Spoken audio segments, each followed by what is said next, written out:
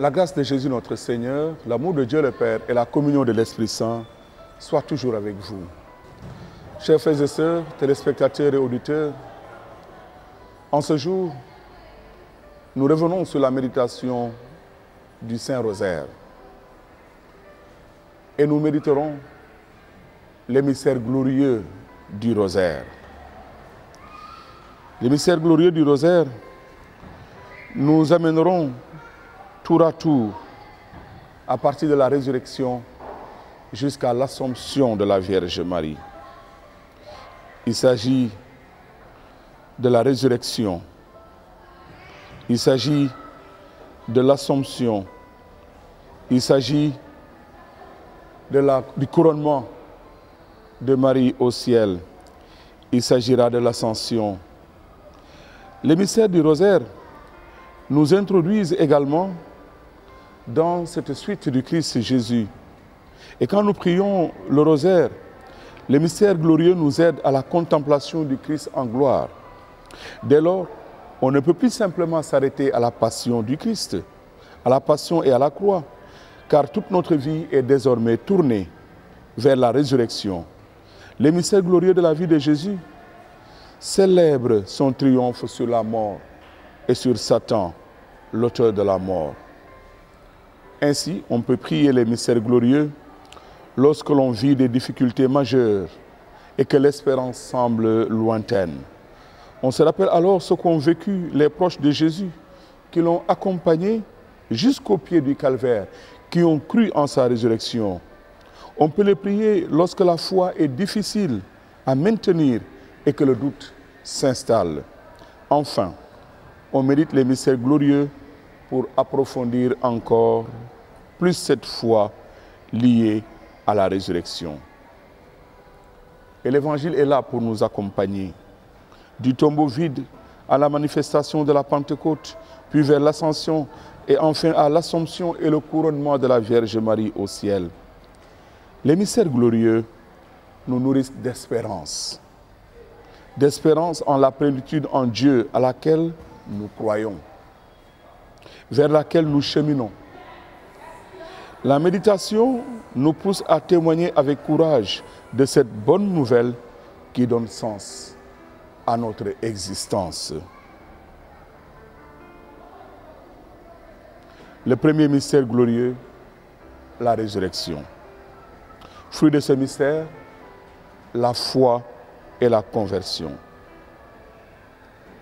Nous pouvons trouver comme passage de méditation l'Évangile selon Jean au chapitre 20, versets 1 à 18. Marie-Madeleine sort de nuit et il est tôt. Il fait certainement froid, mais elle aime Jésus. Elle décide alors d'aller sur sa tombe. Elle n'a pas beaucoup dormi, car elle pleure Jésus. Rappelons-nous que tout cela est advenu le 3e jour, après qu'on l'ait descendu de la croix et qu'on l'ait placé dans ce tombeau préparé par Joseph d'Arimathie. Rappelons-nous qu'on ne lui avait pas fait la toilette funèbre comme il était de coutume chez les Juifs. Encore moins, on ne l'avait pas encore embaumé parce que le jour du sabbat était proche. Quoi de plus normal que Marie-Madeleine se leva de matin si tôt pour aller à la tombe de Jésus. Ces 2 jours de deuil sont durs pour elle. Son amour si fort pour lui la pousse à l'aube à aller là-bas. Cet amour très fort nécessitait encore d'être purifié. Jésus lui dira ainsi, ne me retiens pas, après qu'elle l'eut reconnu. Nous pouvons aussi lire l'Évangile de Matthieu au chapitre 28, versets 1 à 15. L'Évangile de Marc au chapitre 16, versets 1 à 18. L'Évangile de Luc au chapitre 24, versets 1 à 12. Deuxième mystère glorieux, l'ascension de notre Seigneur Jésus-Christ au ciel. Fruit de ce mystère, l'espérance et le désir du ciel. Jésus, après avoir parlé aux pèlerins d'Emmaüs, apparaît une seconde fois aux apôtres.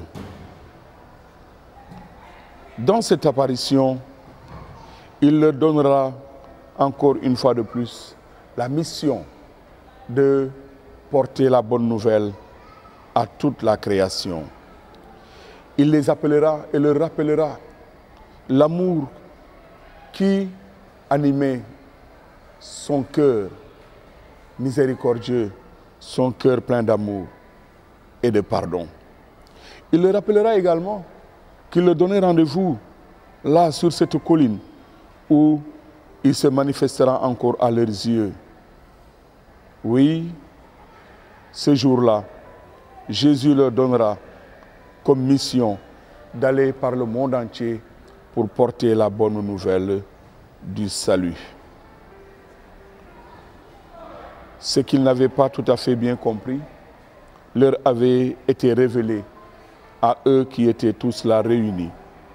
Mettons-nous un peu à la place de ces disciples. Ils sont bénis par Jésus qui les appelle à témoigner de ce qu'il leur a enseigné. Vous aussi, laissez-vous enseigner.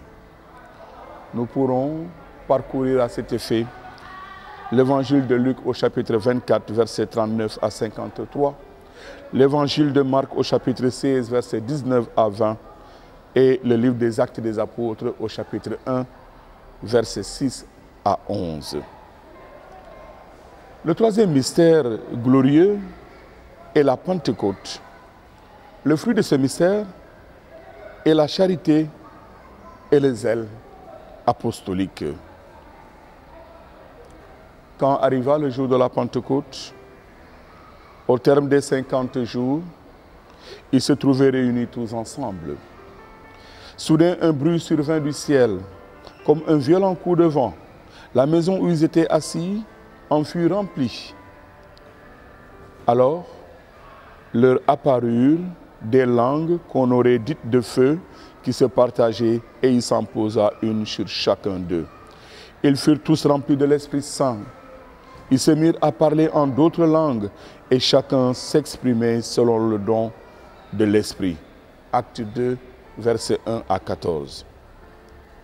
Mes frères et sœurs, Jésus n'est maintenant plus là avec eux.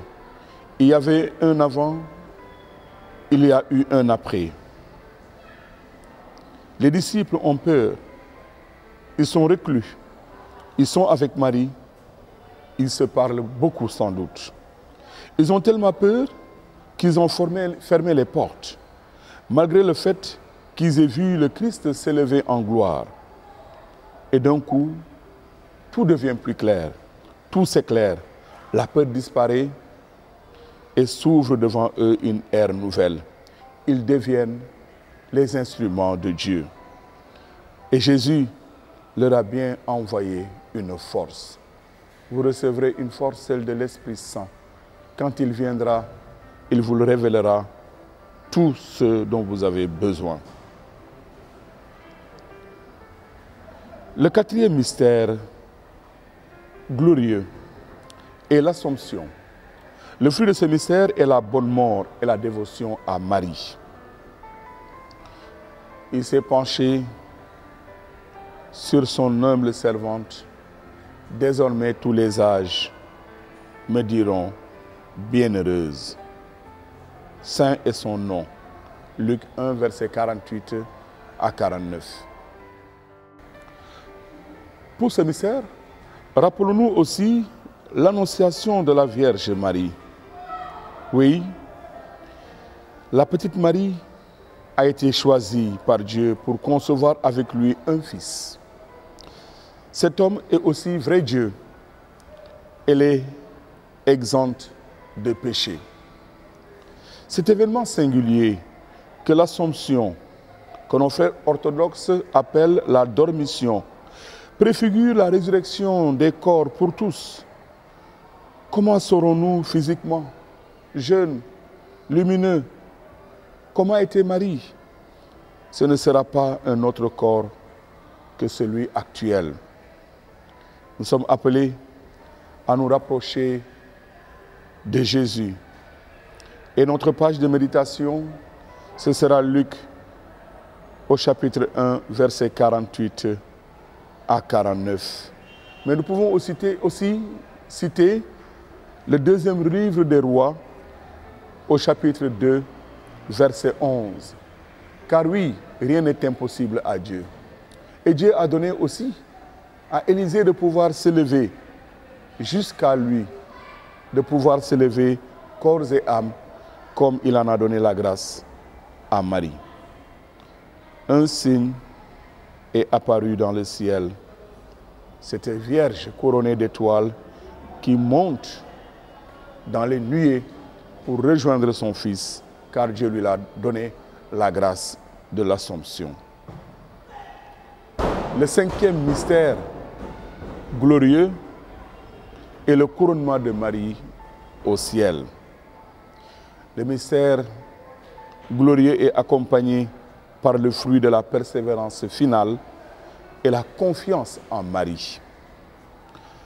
Un grand signe apparut dans le ciel, une femme ayant le soleil pour manteau, la lune sous les pieds et sous la tête, une couronne de 12 étoiles.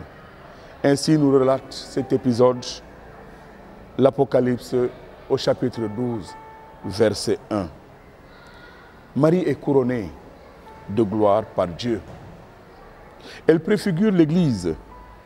Imaginez la joie dans le royaume de Dieu, cette joie que nous pouvons toucher du doigt, car le royaume de Dieu est proche, il est là. Réfléchissons à notre vie éternelle. Et peut-être pourrions-nous y voir un endroit où tout le monde doit faire la même chose et louer en chœur dans sa grande toge blanche. Cette foule immense de témoins choisis par Dieu, ce sont ceux qui ont trempé leur robe dans le sang de l'agneau.